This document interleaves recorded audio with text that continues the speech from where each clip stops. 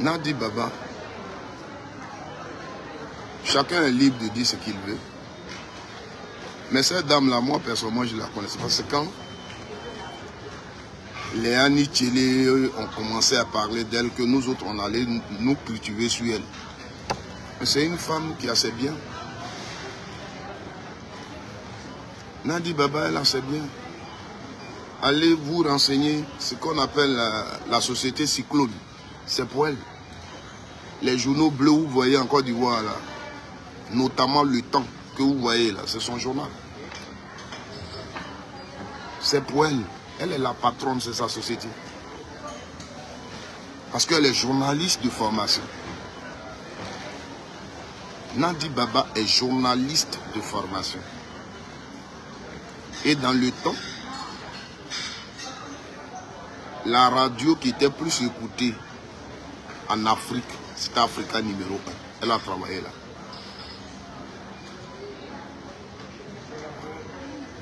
Donc, pour avoir été peut-être la copine, la maîtresse de Gbagbo, président de la République de Côte d'Ivoire, si elle a su gérer ce qu'on lui donnait, et puis elle a créé son entreprise avec. D'autres filles n'auraient pas fait. Elle a son entreprise. Mais quand tu fouilles aussi, tu verras que elle a même eu son entreprise avant même que Gbagbo ne soit.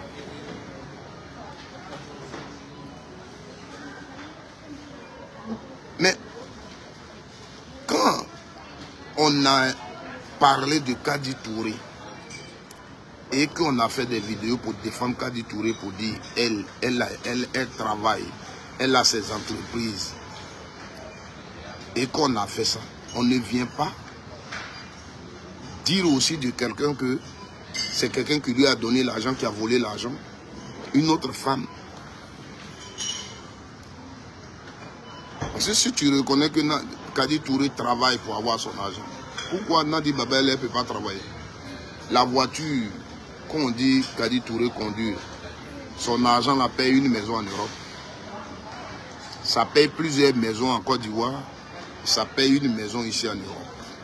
Même 2 maisons. Parce que ici on peut trouver les maisons de 50 000 euros. Il y a des coins, des coins éloignés des centres-villes. Tu peux trouver une maison 50 000, même 45 000 euros, 40 000 euros. Tu peux trouver une maison. Acheter. En Italie, ici, tu peux trouver. Les villages un peu éloignés des centres-villes, tu peux trouver des maisons. Donc, la voiture qu'on dit à Djoumani a payé au Kadi Touré, là, son argent, ça peut payer une maison en Europe. Donc, quand on dit qu'elle conduit cette voiture, et toi, tu dis aux gens, elle, la voici, elle a ses entreprises, elle travaille. Tu ne viens pas parler d'une femme aussi qui a son entreprise. Tu dois se dire que les femmes travaillent et la femme, elle est capable de s'acheter sa maison. Mais non, il faut dénigrer quelqu'un, il faut dénigrer une dame. On a eu le laisser passer pour ça, il y a eu un degré pour ça. Il faut, si tu veux dénigrer en Côte d'Ivoire, être à l'aise, il faut dénigrer au nom du RHDP, il faut dénigrer au nom de Ouattara, insulte au nom de Ouattara, critique au nom de Ouattara, et tu es à l'aise, tu n'as pas de problème. Tu n'as pas de problème. Les Daouda s'asseyent sur les plateaux télé, où le président Laurent Gbagbo finit un meeting, où il a tenu un discours politique pendant plus d'1 heure. Tu es un journaliste, vous partez sur un plateau pour le décryptage. C'est la partie où il a cité le nom de sa femme là, qui t'intéresse. Et pour ça, tu vas dire qu'il a tenu un discours creux, un discours vide. Parce que on attendait des choses, il a parlé de Nadi Baba, mais c'est sa femme. Tu es un journaliste, tu as écouté Gbagbo Laurent. L'actualité du moment en Côte d'Ivoire, ce sont les terrains. Il a parlé de ça. Dans son discours, il a parlé des terrains. Les problèmes des terrains que les Ivoiriens ont là, il a parlé de ça. Ça, tu n'as pas attendu. Ça là, la partie là n'est pas rentrée dans tes oreilles. Pendant que tu es sur le plateau et que tu veux faire décryptage de ce discours-là, ces parties-là qui concernent l'État de Côte d'Ivoire qui a un impact sur la vie des Ivoiriens, tu ne prends pas ça. Mais c'est où il a dit Nadi Baba, là, c'est là qui est rentré dans tes oreilles. Donc tu vas t'asseoir sur un plateau. C'est la partie là. Comme il a dit ça, son discours est cru. On appelle ça critique. Mais comme c'est au nom du pouvoir, on peut critiquer. C'est comme je suis assis ici pendant que je vous parle. Et puis je dis ma poupée de Jérusalem. Quand je faisais ça là, quand j'écoutais Johnny Pacheco, elle était là.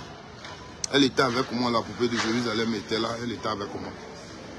Donc, tout ce que je vais dire maintenant, que peut-être Johnny Pacheco a dit, ou bien Adjoumani a dit, vous n'écoutez plus, mais pendant qu'on l'écoutait, on était là, il nous parle encore de sa poupée de Jérusalem.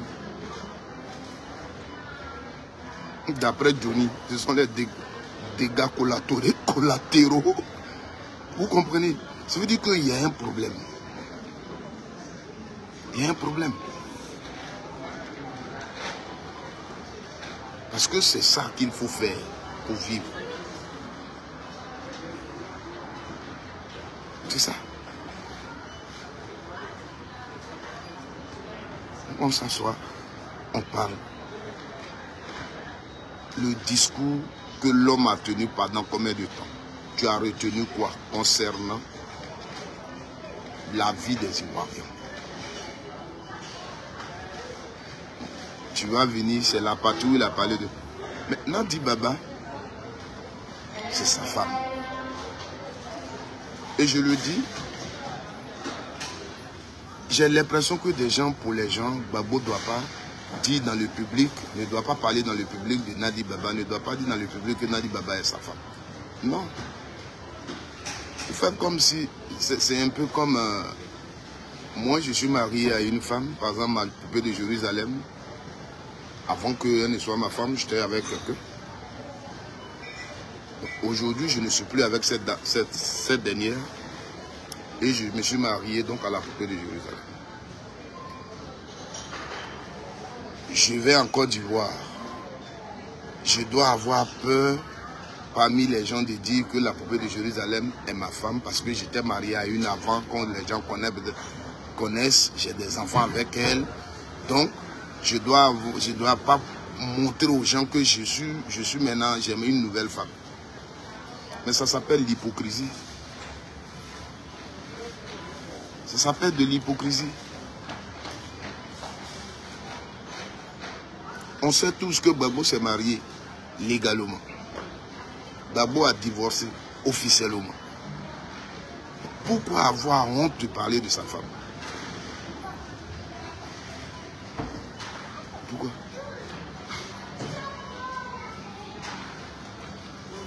C'est-à-dire que je suis marié à une femme, on a divorcé, je me suis remarié, et comme j'étais dans le même village, j'étais du même village avec la première femme, si elle doit aller dans mon village, je vais laisser ma femme que j'ai mariée aujourd'hui là. Parce qu'il y a les parents de mon ancienne femme là-bas, pour leur respect, je ne vais pas avec elle. Mais pourquoi? Les parents de mon ancienne femme savent que je ne suis plus avec leur fille. Peu importe les raisons qui nous ont séparés. Mais on n'est plus ensemble, on n'est plus ensemble. Je m'en vais avec ma nouvelle femme. Je passe, je les salue, il n'y a pas de problème entre nous. Leur fille et moi, on n'est plus ensemble. S'il y a des enfants entre nous, il y a des enfants entre nous. Donc on forme toujours une famille. Donc je peux marcher avec ma nouvelle femme et puis aller les saluer. Il n'y a pas de souci. C'est officiel qu'on n'est plus ensemble. On a divorcé. Je me suis remarié. Donc, pourquoi on veut qu'il ne parle pas de sa femme? Est-ce que pour voter Gbagbo Laurent, c'est conditionné par le fait qu'il parle de sa femme? Et donc on va dire que c'est des conneries, c'est des bêtises. Mais quand paix à son âme, le président Rikonan Bédié parlait de sa biche royale, est-ce que c'était des bêtises? Quand le président Alassane Ouattara parlait de sa Fanta Bay, est-ce que c'était bêtise? En quoi? Quand Macron parle de sa Brigitte, est-ce que c'est bêtise?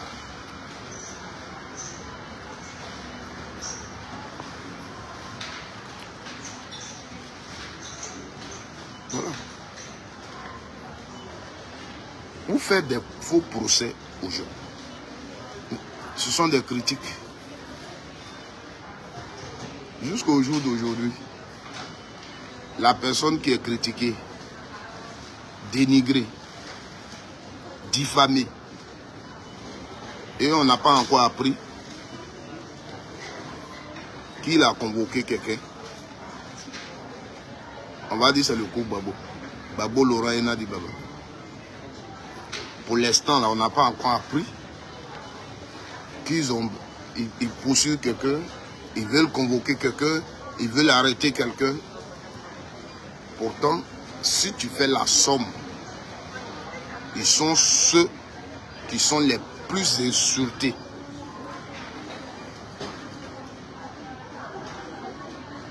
Ils sont insultés par le RHDP, ils sont insultés par les pros-Le Goudé, ils sont insultés par les pros-Ciment. Ce sont eux qui sont les plus insultés.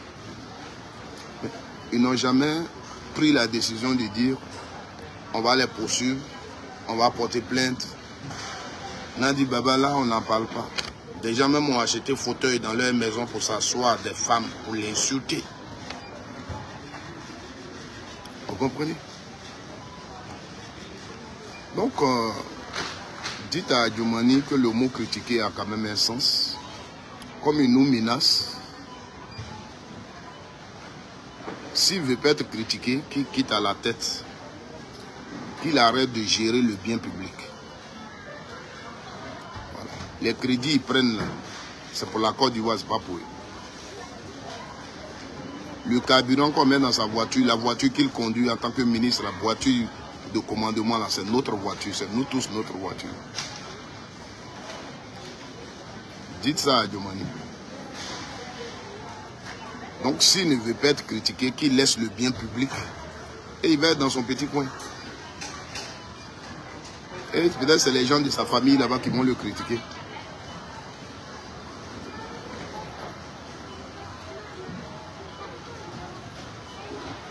Toi, tu peux penser faire bien avec le bien public.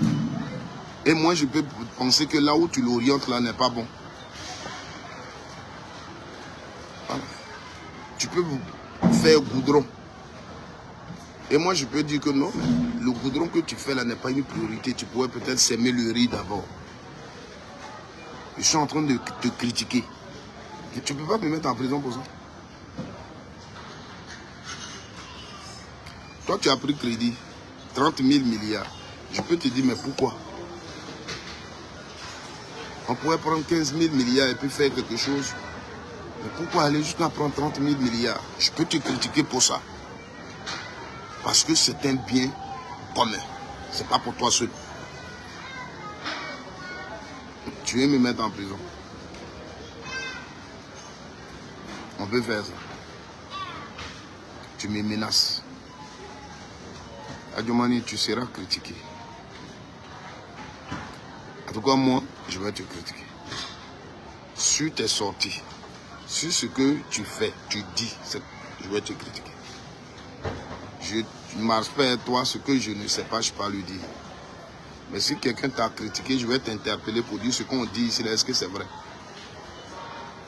Parce que tu gères le bien.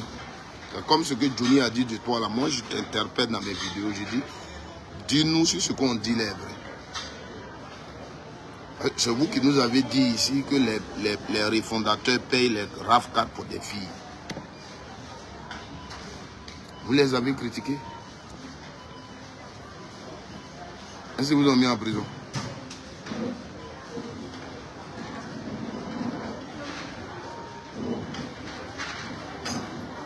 Il faut qu'on se prenne au sérieux. Voilà, il faut qu'on se prenne au sérieux. Donc, il ne faut pas nous menacer. Ne nous menace pas, surtout. Il ne faut pas nous menacer.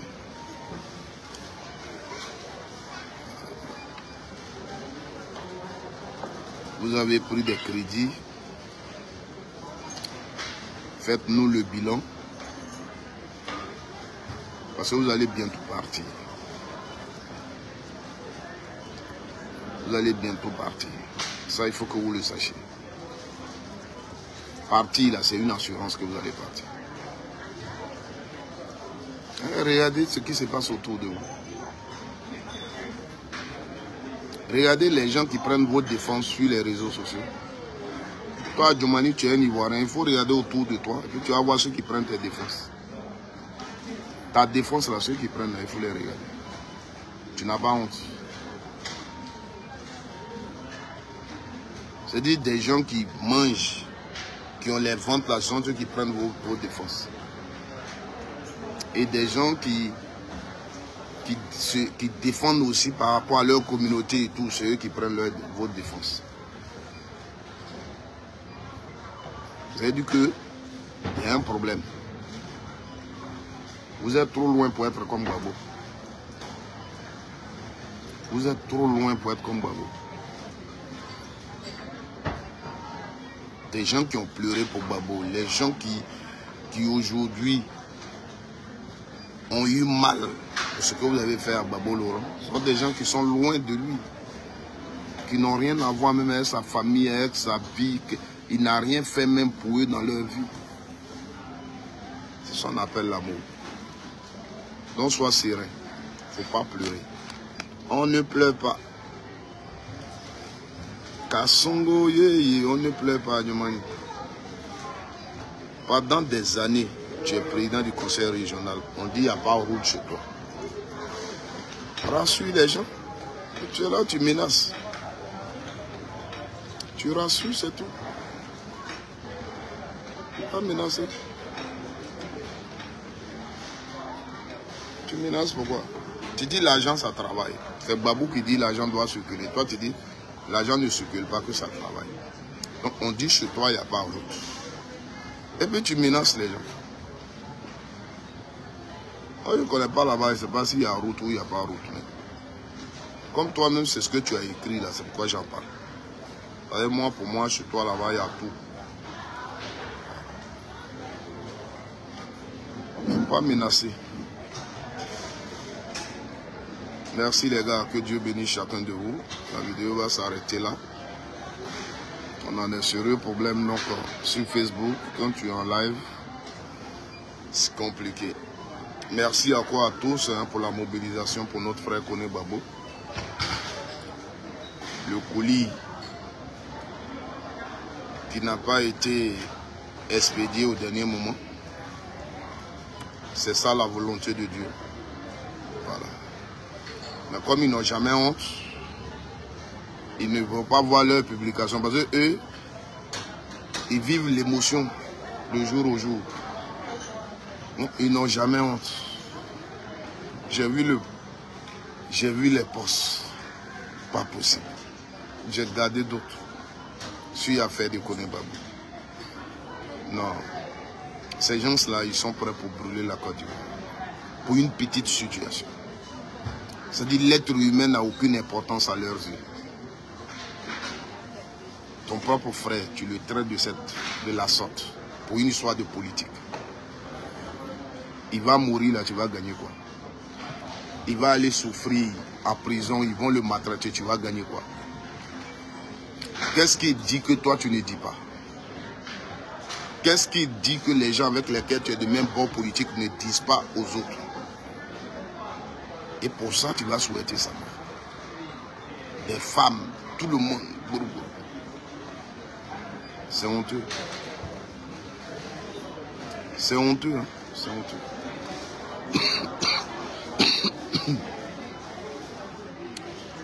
Chez nous, on dit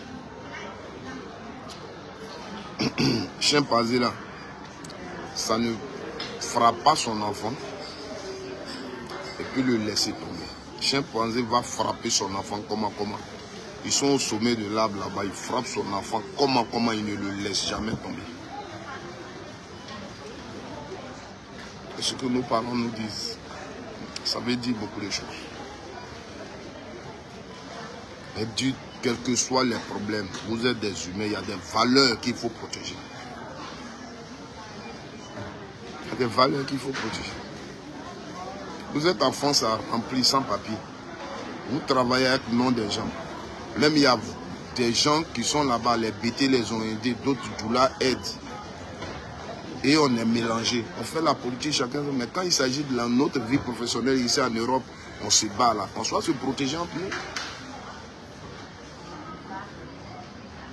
Mais là où on est parti, là, vous pensez qu'on peut s'en sortir? C'est une autre guerre qui a été ouverte dans toutes vos déclarations que vous avez faites. Est-ce que vous avez pensé à vos frères qui sont là-bas, qui n'ont pas de papiers? Pensez qu'aujourd'hui, là, ce que vous avez fait à côté de Babo, là, si moi, à côté de moi, il sait que quelqu'un qui vit une situation comme ça, je ne vais pas le dénoncer. À l'air, en Europe, ici, les gens sont prêts. Tu as dénoncé quelqu'un sans papier, là, ils sont prêts à le chercher. Au niveau de l'Union européenne, là, ils sont prêts. Aujourd'hui, où nous sommes, on est là-bas, on se groupe grand, on se grille grand, et puis on passe. Ce que vous êtes en train de faire, est-ce que ça va vous arranger? Vous êtes sûr que dans votre groupe, là, vous tous, vous êtes en règle, parce que vous êtes les enfants de Ouattara, donc la France est pour vous, vous êtes en règle. Vous êtes en règle.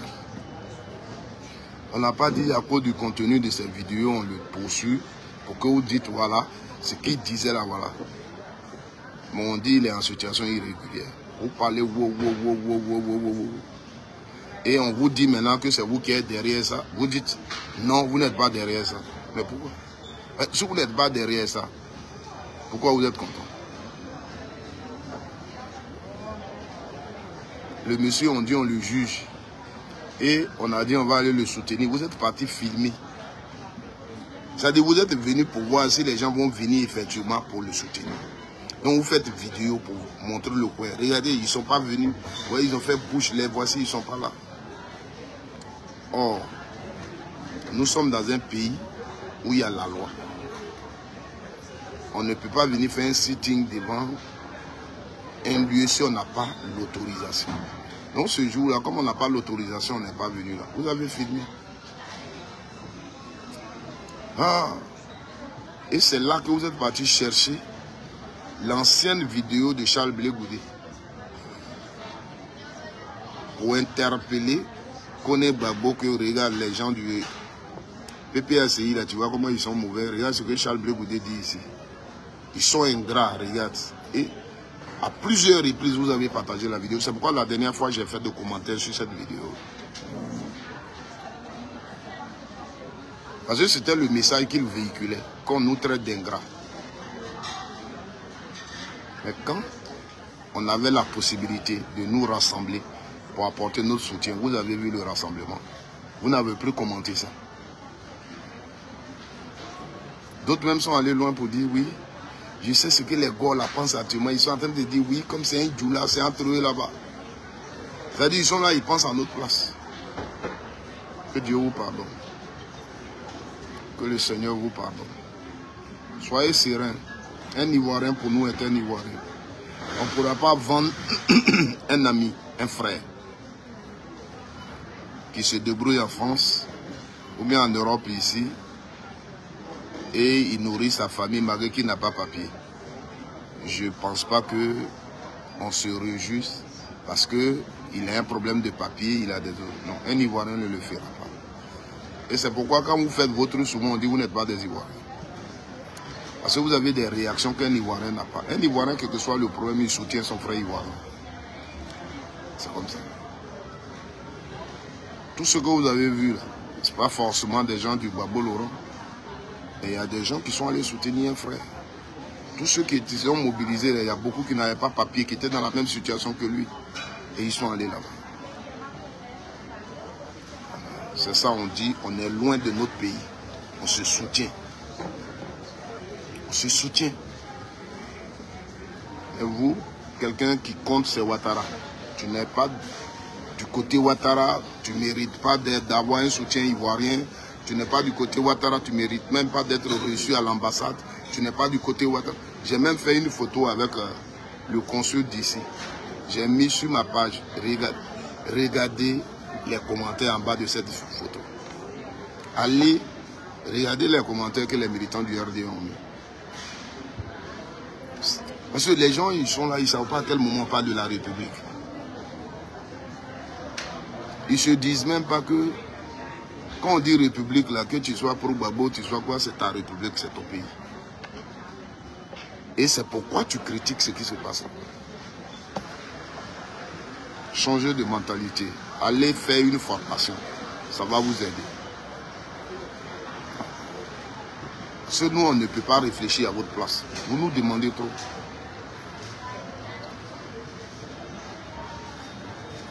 Et ce n'était pas dans quel mois c'était. On m'a envoyé une vidéo et des cadavres. L'affaire s'est passée à Zikiso. Et la vidéo, comme reçu, avec le vocal qui accompagnait, j'ai monté ça pour mettre le vocal dessus et j'ai partagé. L'affaire là, c'est pas maintenant. Mais c'est eux qui vont venir dire en bas que c'est faux. Or, on a les images des personnes que le monsieur là, il a assassinées. Et ils l'ont attrapé à Zikiso. Ils vont dire c'est faux. Or, quand ils te disent que tu mens, il n'a aucune version des faits. Mais comme ça s'est passé en Côte d'Ivoire, et Ouattara est trop fort, donc pour eux, ça ne peut pas se passer. Pourquoi ils disent qu'on ment? C'est tout. Hein. Mais il n'a même pas la version des faits. Il ne sait même pas quand ça s'est passé. Il y a un tout à l'heure, il m'a dit, non, moi, la version, j'ai dit, est-ce que ta tête en plat, ton cerveau est passé? Est-ce qu'il y a une... Est-ce que la presse a parlé de ça? Parce que pour lui, l'affaire, là, c'est dans ces 2 jours. Donc, c'est depuis longtemps. Essayez de vous actualiser parce que c'est un problème. Vous êtes les premiers à insulter les gens sur des choses que vous ne maîtrisez même pas. Vous ne voyez pas que vous rentrez en brousse.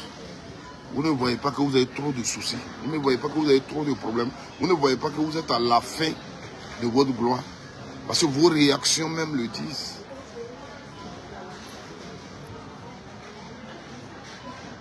Vos réactions nous disent que vous êtes à la fin de votre gloire. Vous tirez sur tout ce qui bouge. Sans raison. Vous et vos autorités. Jusqu'à aller marcher pour que Johnny Pacheco soit arrêté. Quelle bêtise, quelle honte.